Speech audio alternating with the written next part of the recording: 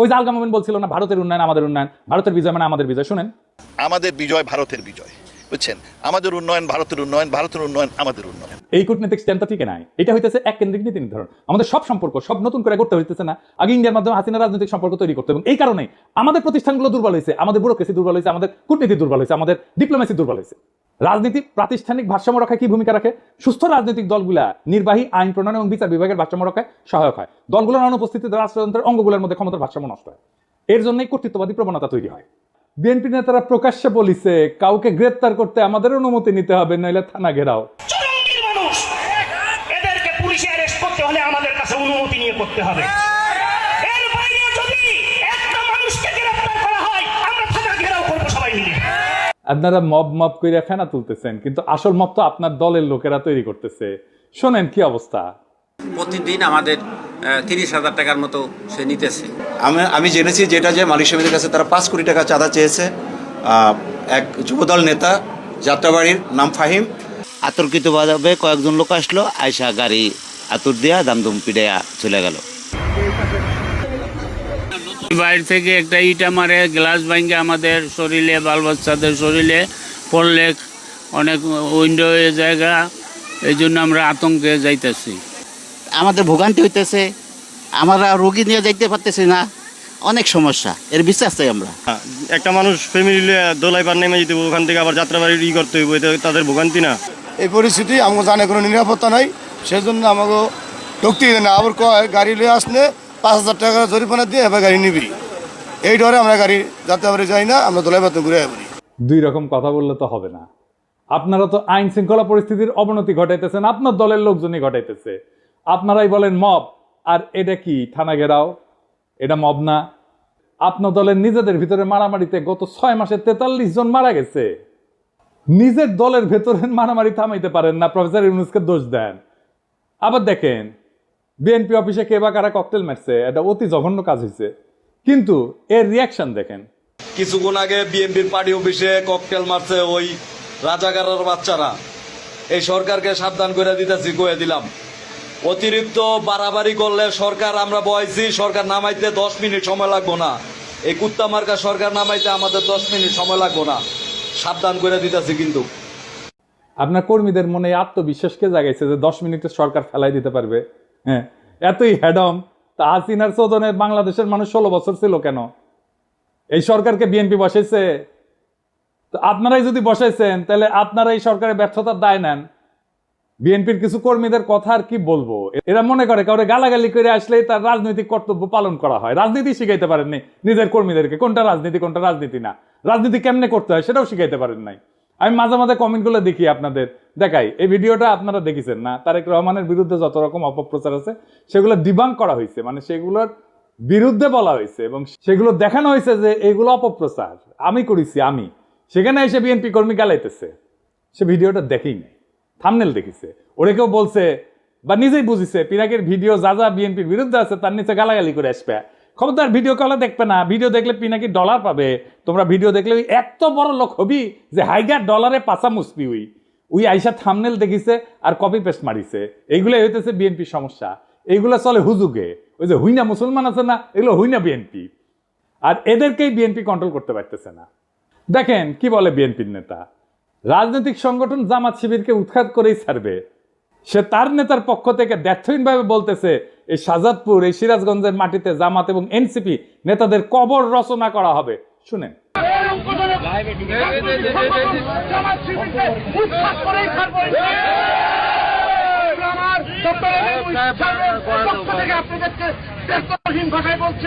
এই শাহজাদপুর, এই সিরাজগঞ্জ, বাংলার মাটিতে জামাত এবং এনসিপি নেতাদেরকে কবর রচনা করা হবে। এর নাম হইতেছে আমির হোসেন সবুজ, সাংগঠনিক সম্পাদক শাহজাদপুর উপজেলা বিএনপি। আবার দেখেন তারেক জিয়াকে নিয়ে সন্তান বন্ধ কথা বলছে, তাই ছাত্রদল নেতা সদল বলতে যায় বৃদ্ধ পিতাকে শাসাইতেছে। সকাল 10টা পর্যন্ত সময় বেঁধে দিচ্ছে, এর মধ্যে ক্ষমা না চাইলে যে জায়গায় পাই আমরা বিচার করব বলে হুমকি দিচ্ছে। শুনেন, বাড়িতে থাকে না, আপনার মাস্টার মানুষ, আপনারা সম্পূর্ণ শ্রদ্ধা দিয়ে কইতাছি, হ্যাঁ? এই যে আপনার মাস্টার, আপনি মাস্টার, আপনার ছেলে তারেক রহমানের গালিগালাজ করে, তারেক রহমানের এই ছেলে, এটা কাকা আমি আপনাদের বললাম। আচ্ছা কাকা, আপনি 80 সালে বিএনপি করেন, আমার বাবা আওয়ামী লীগ করতো, সমস্যা নাই, কিন্তু তারেক রহমানের নামে যে এই ধরনের কথাবার্তা গুলো লেখে, তখন আমরা তো মনে করেন যে আল্লাহ নবীর পরে তারেক রহমানের মানি, বাপদাদার চেয়ে বেশি মানি। এখন বিষয়টা হচ্ছে গিয়া উনি তো কোনো অপরাধ করে নাই, ওনারা এই যে গালিগালাজ করেছে বললো যে আমি একটা কথা শুনেন, আপনার ছেলেরে ফোন না কইবেন যে সুলতানের রায় ছিল কালকে সকাল 10টার মধ্যে তার টাইম, কালকে 10টার মধ্যে হ্যাঁ যাতে ফেসবুকে যেটা লেখছে এটাতে যাতে কয় যে ভুল করছে, ভুল স্বীকার করে কাকা। যদি ভুল স্বীকার না করে এর বিচার কিন্তু আমরা মনে করেন যেই জায়গায় পাই আমরা বিচার করে দিব কাকা, যদি আমরা ব্যর্থ হন কাকা। আর বৃদ্ধ পিতা হাত জোর করে ভয়ে কাঁদতে শুরু করছে, বারবার বলতেছে সন্তান ক্ষমা চাইবে। যে নেতায় কাণ্ড ঘটেছে সে বারবার বলছে যে সে এর কারণে সে বহিষ্কার হইতে পারে, কিন্তু এতে তার কিছু যায় আসে না, কারণ জানে বহিষ্কার হইলে তার দল বহিষ্কার প্রত্যাহার করবে আমাদের অগোচরে, এটা সময়ের ব্যাপার, বহিষ্কার কাগজের ব্যাপার। এইবার শুনেন, এটা আমি লাইভে আছি কাকা, একদম মনে করেন যে সারা বাংলাদেশে দেখতেছে আমার নেতা একটা মানুষ দেখতে পারে, আমার বহিষ্কার করতে পারে, আমার কোনো আপত্তি নাই। যাই হোক, বিএনপি মানে শুধু এরা না, এর বাইরেও বিএনপি আছে, আর তারাই মেজরিটি যারা সত্যিকার অর্থে শহীদ জিয়ার আদর্শ আর খালেদা জিয়ার উত্তরাধিকার বহন করতে চায়। তাদের অনেকেই আমাকে গত ভিডিওর পরে ফোন দিছে, বিএনপির নানা পর্যায়ের নেতাকর্মীরা অনেকে বলছে যে ভাই দিন শেষে আপনি ইলিয়াস আর কনক মিলা বিএনপির ড্যামেজ কন্ট্রোল করলেন, এখন অনেক পোস্টে হোস্টাইল রিয়াকশন কমেন্ট অনেক কমছে, অনেকে বলছে যে কাজটা ভালো করেন নাই বিএনপিকে রক্ষা করতে যাইয়া। আমি আসলে বিএনপিকে রক্ষা করতে যাই নাই, দেশের স্বাধীনতা সার্বভৌমত্ব রক্ষা করতে গেছি, আর বিএনপির ভুলগুলো ধরায় দেওয়া থেকে আমি সরে আসি নাই। এখন কইবেন বিএনপিকে রক্ষা করলে বাংলাদেশের স্বাধীনতা সার্বভৌমত্ব, দেশের স্বাধীনতা সার্বভৌমত্ব কেমনে রক্ষা হয়? আসেন এটা না বুঝে দেখি বিএনপির সাথে স্বাধীনতা সার্বভৌমত্ব কেন যুক্ত।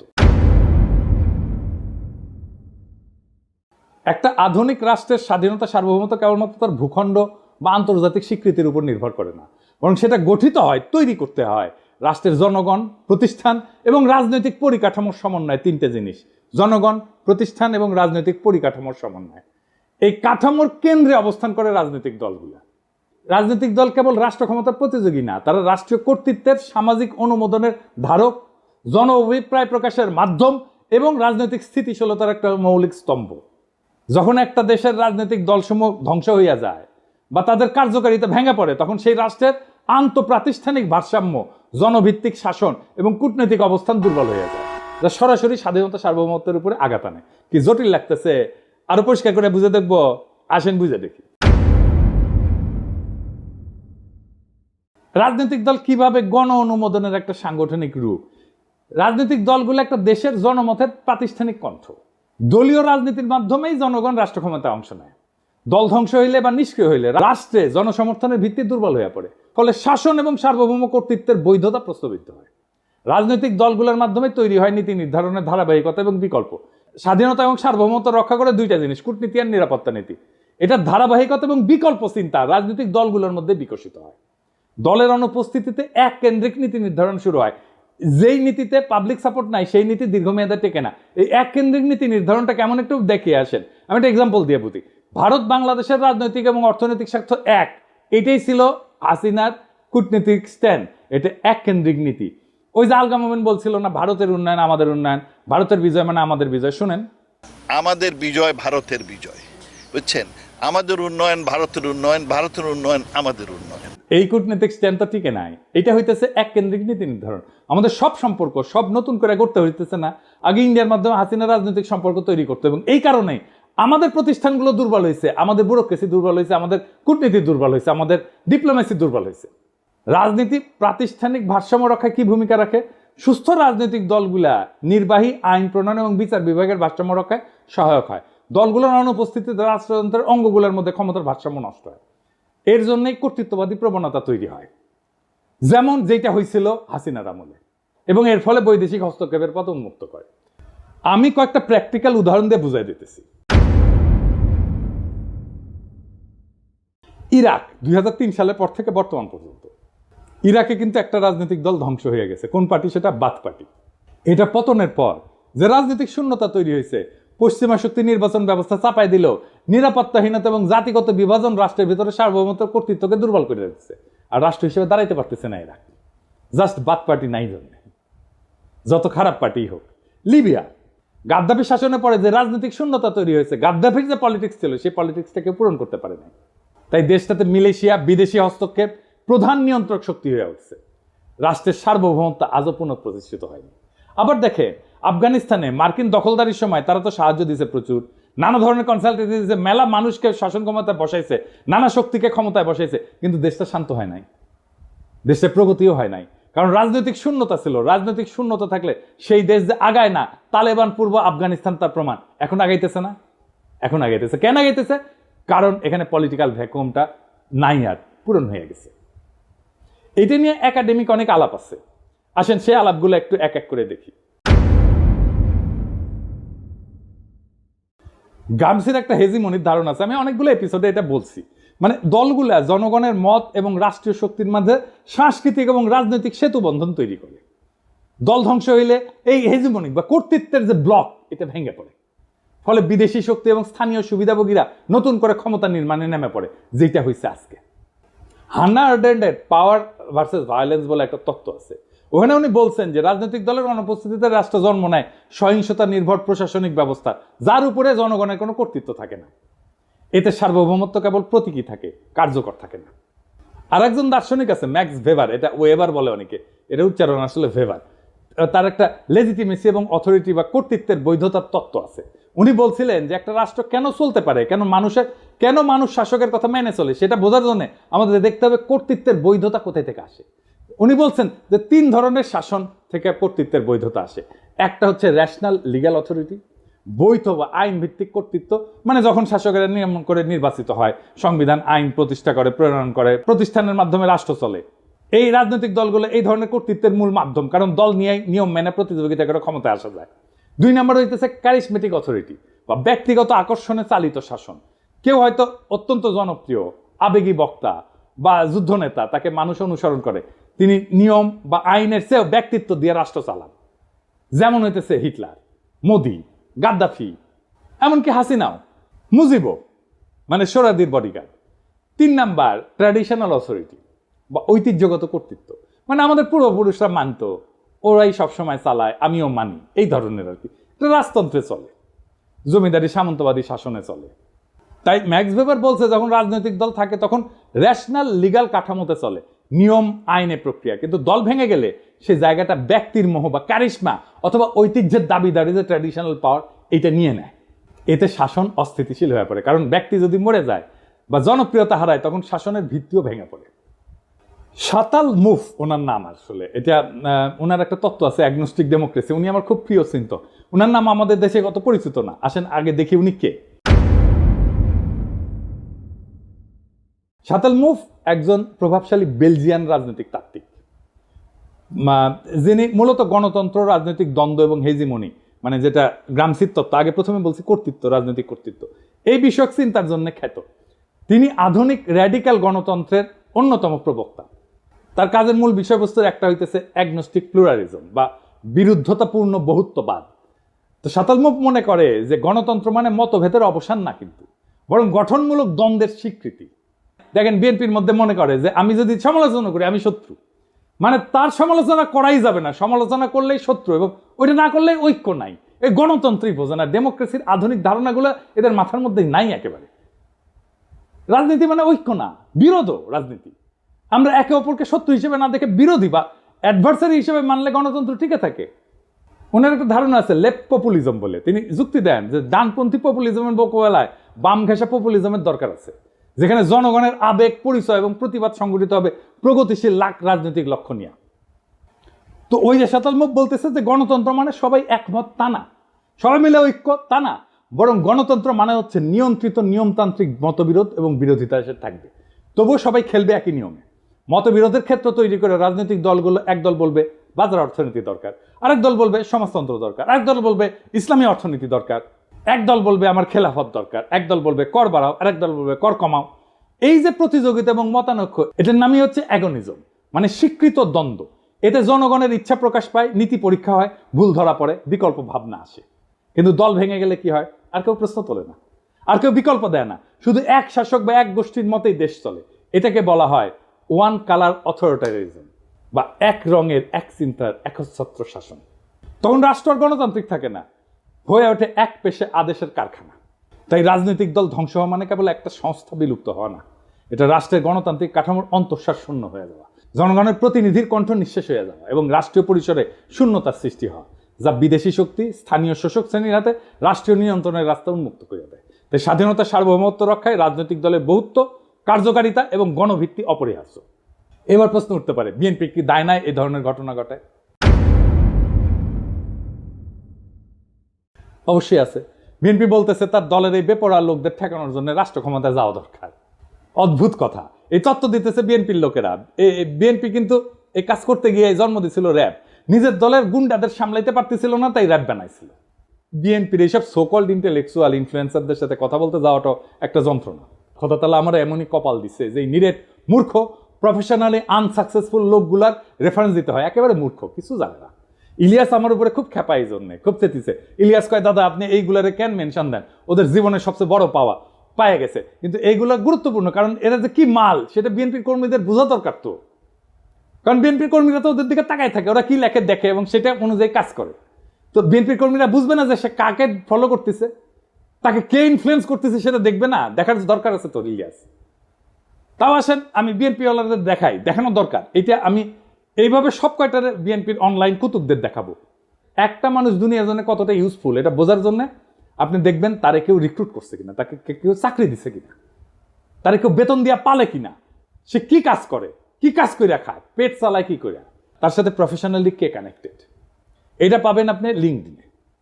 আমি নিজেও একটা ঠাপ খায় এটা শিখেছি। করলে আমার কাছে দাবি করেছিল একজন পিএইচডি আর ইউনিভার্সিটির টিচার, তো ওই লিঙ্কডইনে গেলে কলে আমি বুঝবার পারলাম যে ওই ক্যাঙ্কা পিএইচডি আর ক্যাঙ্কা ইউনিভার্সিটির টিচার। তো বিএনপির এই অনলাইন কুতুব লোকে বলে বিরিয়ানি আলম, কারণ বিরিয়ানির দোকান থেকে টেকা নেয়, সে দাবি করে সে মার্কেটিং করে দিছে তাই টেকা নিছে, ফেয়ার এনাফ। কিন্তু কামটা করে কি, যে কি কোথায় রিক্রুট করে, ওটা ওটি আছে, হ্যাঁ, একটা কনস্ট্রাকশন সার্ভিস দেয়, এরকম কোম্পানিতে কাজ করে। কি কনস্ট্রাকশন সার্ভিস দেয় সেটা হইতেছে সে কোম্পানির নির্মাণ সামগ্রী পরীক্ষা করে, যেমন কংক্রিট, অ্যাসফল্ট, মাটি, এগুলো গুণগত মান নিশ্চিত করে। আর কি, এই অগ্রগতি পর্যালোচনা করে, প্রজেক্টের অগ্রগতি পর্যালোচনা করে, নির্মাণের বিভিন্ন পর্যায়ের নিরাপত্তার দিক যেমন কোড ফলো করতেছে কিনা, এগুলো খুঁটিনাটি পরীক্ষা করে দেখে। তো এই কোম্পানির ব্র্যান্ড মার্কেটিং কনসালটেন্ট নিজেই দাবি করেছে যে ওই ব্র্যান্ড মার্কেটিং কি বুঝে, বানান করতে পারবে, ঢাকা ইউনিভার্সিটির সাংবাদিকতায় পড়ে মার্কেটিং শিখে গেছে, বাবা বড় তালে বড় এসে গেছে। আচ্ছা কাজ করে কি, ওই লিখিছে ও ফটো তুলে ভিডিও বানায়, উরে বাবা কোম্পানির প্রোগ্রামে, এটা হইতেছে ওর কাজ। কোম্পানির ওয়েবসাইট তৈরি করেছে, লোক পাই নাই, ওরা দিয়ে তৈরি করাইছে। কোম্পানির আইটি সাপোর্ট দেয়, অ্যাডমিন সাপোর্ট দেয়, জিমেল সুইট দেয়া মেল ম্যানেজমেন্ট করে।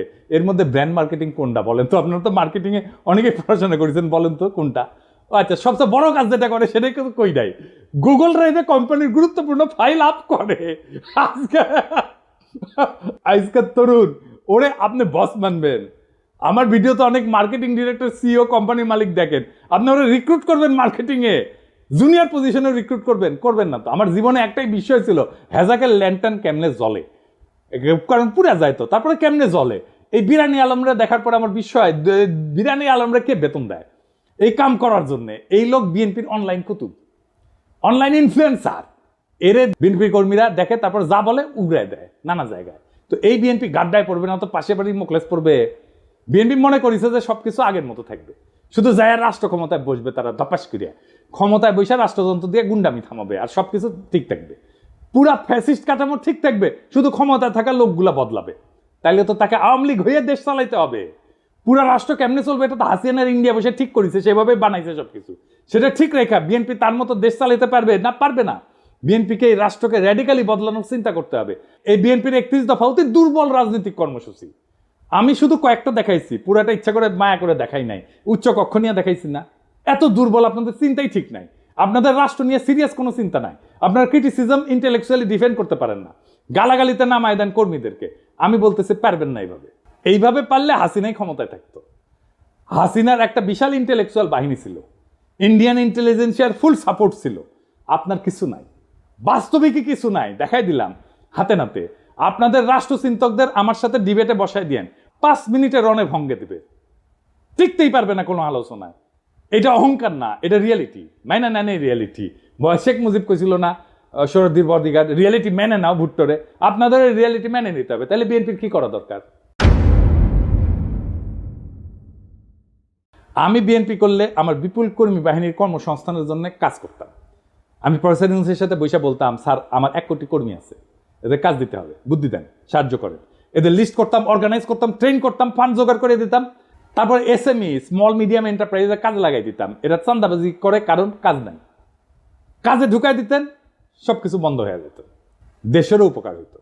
আমি মনে করি এমনকি তারেক রহমানের একটা ফুল টাইম জব থাকা উচিত, উপার্জনের উপায় থাকা উচিত। ব্যবসা না চাকরি, চাকরির অভিজ্ঞতা ছাড়া আপনি পৃথিবীতে আপনার ইউজফুলনেস প্রতিষ্ঠা করতে পারবেন না। উনি যখন রাষ্ট্র ক্ষমতায় যাবেন তখন সেটা বাদ দিবেন। মানুষ যদি দেখে উনি কিছু করেন না, তাহলে রাজনীতি করেন, তাহলে মনে হবে যে আমিও রাজনীতি করব, কিছুই করব না। এবং মানুষ কি মনে করে আসলে আপনাদেরকে, পলিটিশিয়ানদেরকে মনে করে আপনারা চান্দা দিয়ে চলেন। এটা আমার কথা না, একদম জনগণের কথা। আমি দেখাই দিতেছি, শুনেন, দেখেন কি বলে। একটাও কাম করে খায় না, চাঁদা উড়ে খায়। ছোট নেতা চাঁদা উড়ায়, বড় নেতা মালিক হয়ে যায়। সব নেতা চলে 7,000 টাকা দিয়া। কোন নেতা কাম করে কইতে হবে যে আমি কাম করি না ভাই? সব নেতারা খায় 7,000 টাকা। 7,000 টাকা খাইয়া সব নেতার সংসার চলে। আর বাচ্চা কাছে পড়ালেখা করে 7,000 টাকা দিয়া। ওরা সংসারের মধ্যে মার্কেট করে, টাকা পয়সা দিয়ে মার্কেট করে, যে পানিটা কিনে খায় 7,000 টাকা দিয়া। 7,000 টাকা ছাড়া সংসার চলে না। ওরা চিকিৎসা করতে যায় বাইরে বিদেশে চিকিৎসা করতে যায় 7,000 টাকা দিয়া। আপনি খোঁজ নিয়ে দেখেন, যত বড় নেতা হোক এই 7,000 টাকা খাইয়া নেতামি করে। প্রত্যেকটা নেতা 7,000 টাকা খায়, প্রত্যেকটা কর্মী 7,000 টাকা খায়। কোন দলে সাদাবাজ থাকবো না বাংলাদেশে। 7,000 টাকা খাইয়া এরা রাজনীতি করে। এখন চাঁদা বন্ধ হইলে রাজনীতি কেউ করবে না। চাঁদা বন্ধ হয়ে গেলে রাজনীতি কেউ করবে না। যে ধান্দা নাই, না রাজনীতি করবো কেন? কাম করে খাই। চাঁদাবাজি আছে জড়িত, আপনি খোঁজ নিয়ে দেখেন ভালো মতন। দেখেছেন, রেসপেক্ট করে না তো পলিটিশিয়ানদেরকে। কেন করে না? কারণ আপনাদের মনে করে আপনারা চান্দা দিয়ে চলেন। বিএনপি এখন একটা সন্ধিক্ষণে দাঁড়ায় আছে। সামনে 2টা পথ, একটা আত্মধ্বংসের আর একটা নবজন্মের। আপনি যদি রাজনৈতিক দল হিসেবে জনগণের কাছে ফিরে আসতে চান, তাহলে এই মুহূর্তে আত্মসমালোচনা, কাঠামোগত সংস্কার এবং র্যাডিক্যাল চিন্তার সাহস দেখাইতে হবে। বিএনপি যদি ভাবে তার পুরনো কাছে ফিরে গিয়ে ক্ষমতা ফিরে আসবে, তার দিবা স্বপ্নের বেশি কিছু না। এদেশের জনগণ নতুন কিছু চায়, নতুন রাজনৈতিক কল্পনা, নতুন নৈতিক নেতৃত্ব, নতুন র্যাডিক্যাল চিন্তা। যারাই নতুন চিন্তাকে ধারণ করবে তারাই ভবিষ্যতের নেতৃত্ব দেবে। একজন প্রকৃত রাজনৈতিক নেতা শুধু বক্তৃতা দেন না, কর্মীদের কাজ দেন। শুধু ভীষণ দেন না, সেই ভীষণ বাস্তবায়নের গাইডলাইনও দেন। যদি আপনার দলের কর্মীরা আজকে হুজুগে চান্দাবাজে পরিণত হয়ে থাকে, তাহলে তার দায় নেতৃত্বকেই নিতে হবে। তারেক রহমানের উচিত এখনই জব হোল্ডারদের মতো আচরণ শুরু করা। তাকে একজন ওয়ার্কিং স্টেটসম্যান হতে হবে, শুধু প্রবাসী ভবিষ্যৎ প্রধানমন্ত্রী না। বিএনপির সামনে এখন 3টা বড় কাজ: নিজের কর্মী বাহিনীকে প্রশিক্ষণ দিয়ে উৎপাদনমুখী কাজে লাগানো, র্যাডিক্যাল স্টেট রিফর্ম পরিকল্পনা নিয়ে জনগণের সামনে হাজির হওয়া, আর 3 নাম্বার দলে থাকা ডিজিএফআই চাঁদা খাওয়া, রয়ের টাকা খাওয়া, নব্য দালাল, বেকার, অনলাইন কুতুবদের চিন্তাহীন দৌরাত্ম্য থামানো। এই রাজনৈতিক বিশৃঙ্খলা, ছিন্নমূল নেতৃত্ব আর চিন্তাহীন কর্মী নিয়ে রাজনীতির পরিণতি একটাই, নতুন করে একনায়কতন্ত্র আর গভীর বৈদেশিক হস্তক্ষেপ। বর্ষা বিপ্লবের চেতনাকে গণতান্ত্রিক কাঠামো থেকে তাড়াই দেয় এক ব্যক্তির ভাবমূর্তি কেন্দ্রিক প্রজেক্টে পরিণত করা। আপনারা যদি সত্যি শহীদ জিয়ার উত্তরাধিকার হন, তাহলে শহীদ জিয়ার মতো করে রাষ্ট্র গঠনের স্বপ্ন দেখে মাটি কামড়ায় জনতার ভরসা অর্জনের রাজনীতি করে, না হলে ইতিহাসের ডাস্টবিনে আপনাদের জায়গা হবে। এই সময়টাতে যারা সাহস করে সত্য বলছে, তারা বিএনপির শত্রু না। এই হুঁশিয়ারি শোনা না হলে সামনের দিনগুলোতে আপনাদের পতনই কেবল অনিবার্য না, তা হয়ে উঠবে ইতিহাসের এক করুণ ট্র্যাজেডি। সময় আছে, বদলান, নয়তো ইতিহাস বদলায় দেবে আপনাদেরকে।